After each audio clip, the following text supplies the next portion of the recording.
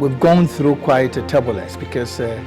we're right on almost all the targets before 2019 with respect to the SDGs, with respect to the COVID-19,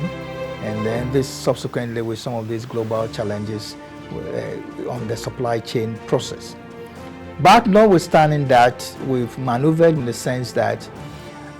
we had a medium-term plan which anticipated some of these risk elements, and therefore when the COVID struck in 2020, we had to focus on those areas which are quite relevant in dealing with the issue of the COVID, and at the same time also projecting and implementing those aspects related to the SDG. A lot of strides were made in the area of health, in education, and water and sanitation. When you are hit by these crises, I believe that there are three things that you need to consider. It might either define what you do for the near future, or it might destruct you totally, or it might strengthen you.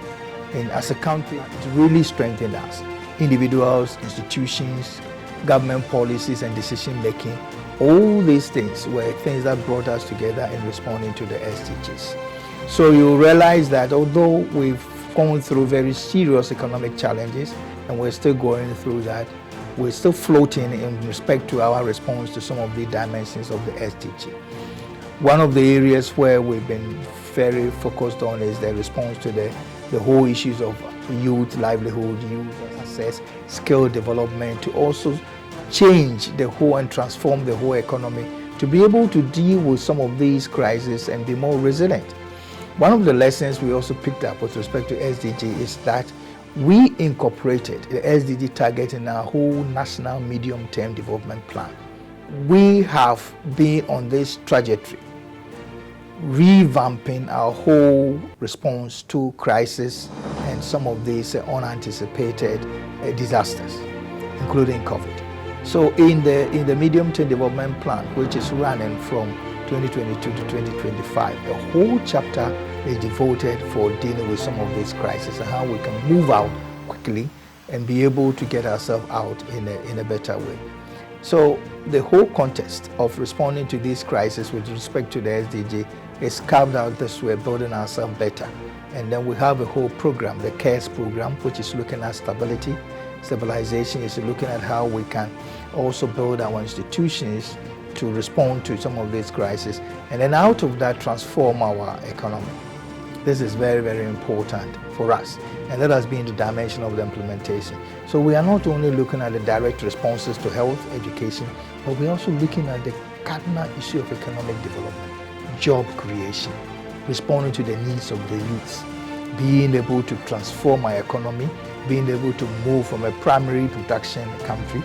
through value-adding, processing, and industrialization, and then providing what we call targeted services. And this has been the perspective which has been expressed well in the Ghana at 100, where Ghana should move from a dependent primary production country to real processing value-adding country, industrialized for that matter, and then providing the necessary services. This requires that we need to also look at the whole 17 realms of the SDGs,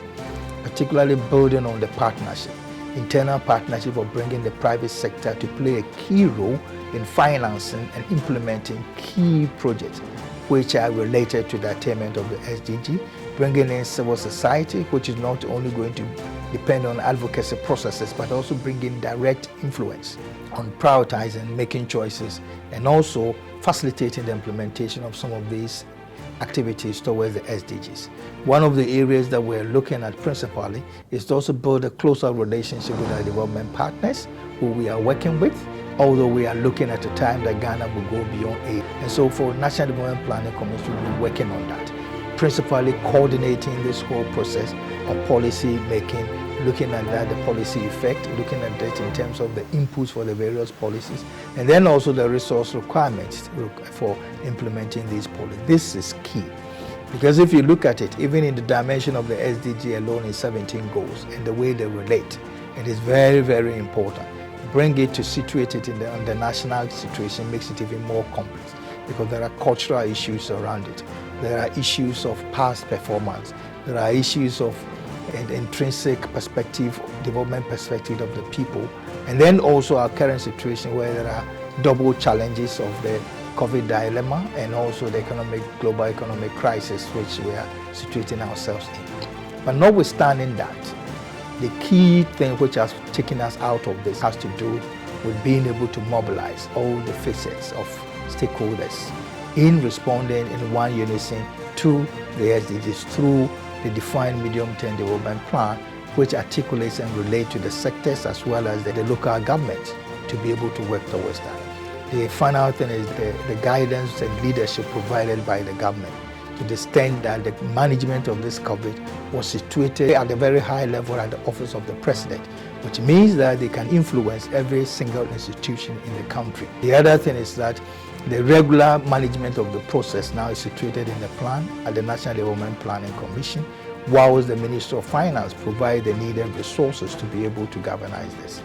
The private sector has played a very key role, organizing themselves, prioritizing areas that relate to responding to this crisis. A huge pharmaceutical sector that is being developed, looking at how we can produce vaccines locally, and then also